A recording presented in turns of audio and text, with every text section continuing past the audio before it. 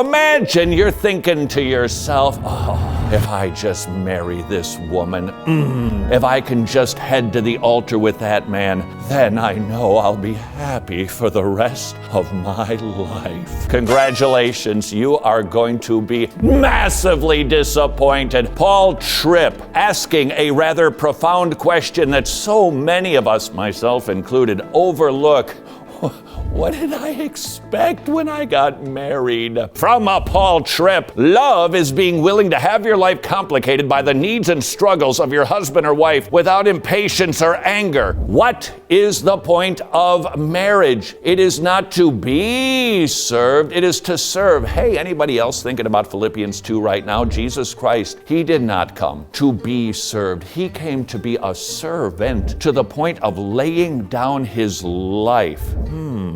Does that sound like your marriage? Love is actively fighting the temptation to be critical and judgmental toward your spouse while looking for ways to encourage and praise. We are to give praise to others. We are to be encouraging others. We are to be lifting up others. If your expectation was a big old 180, congratulations, you're going to be disappointed because your expectation was wrong. But when marriage is intended to be something transcendent, not about me, but about we in a one flesh union, glorifying God, then your desire is no longer to seek the praise for self, to be encouraged by another, but to switch our perspective and our expectation to go about doing the exact opposite. Love is the daily commitment to resist the needless moments of conflict that come from pointing out and responding to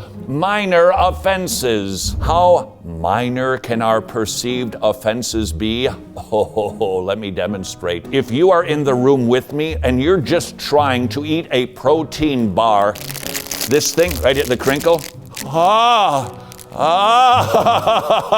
and when I am petty and trivial and self-centered, excuse me, do you mind with the crinkles over there? You're gonna get that package open anytime soon? I think I'm in a movie theater sitting behind the guy who just can't stop the crinkling. Can you stop it already? I'm actually that petty. Why? Because I've forgotten what love is. I have forgotten that it is a sacrificial, self-giving, not self-serving expectation. I love because I've been loved. Love is being honest and approachable in times of misunderstanding, and those are a lot of times, and being more committed to unity than you are to winning, accusing or being right. Would you yell at a body part for a perceived slight? Of course not. You take care of the body part. You would love it and nurture it. Why? Because it's you. That's what marriage is. It is a one flesh union. Why would I need to be right? Why would I want to get upset at and yell at and perhaps be mean to my own flesh? Only when I'm forgetting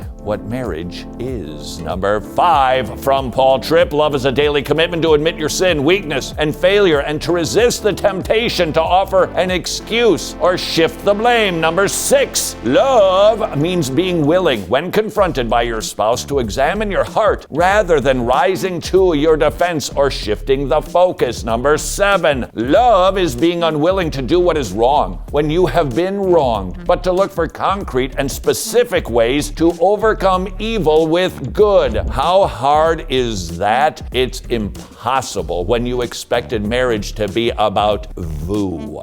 But when marriage is about the other, and my expectation for self is about as low as it can go, I'm not going to be disappointed. I'm not going to be slighted. I am not going to be angry. I am not going to be retaliatory. Love is being a good student of your spouse, looking for his physical, emotional, and spiritual needs so that in some way you can remove the burden, support him as he carries it, or encourage him along the way. area. You'll only want to do that, and this is for both genders, when you have the right expectation and the right understanding of marriage. Number 9, love means being willing to invest the time necessary to discuss, examine, and understand the problems that you face as a couple. Not her problem, my problem. Together, staying on task until the problem is removed or you have agreed upon a strategy or response. Number 10, love is always being willing to ask for forgiveness and being committed to grant forgiveness when it is requested. Number 11, love is recognizing the high value of trust in marriage and being faithful to your promises and true to your word. Number 12, love is speaking kindly and gently, even in moments of disagreement,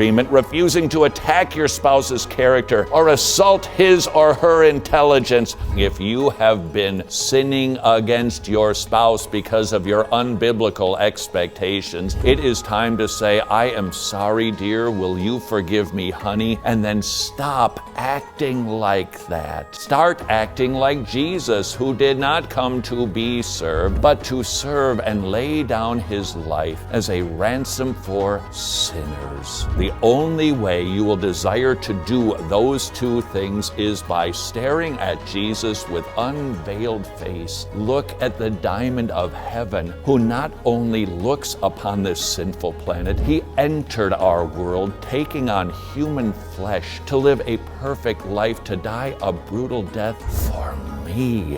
When I am humbled by what Jesus Christ, the humble one, who should have been praised and exalted on this planet but died for this world, only then will I desire to repent and live like him.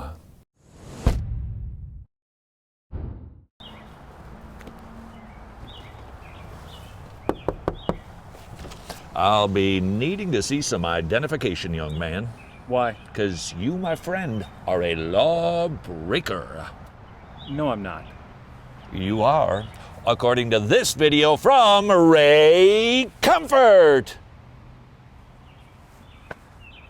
Production, I need the clips on time.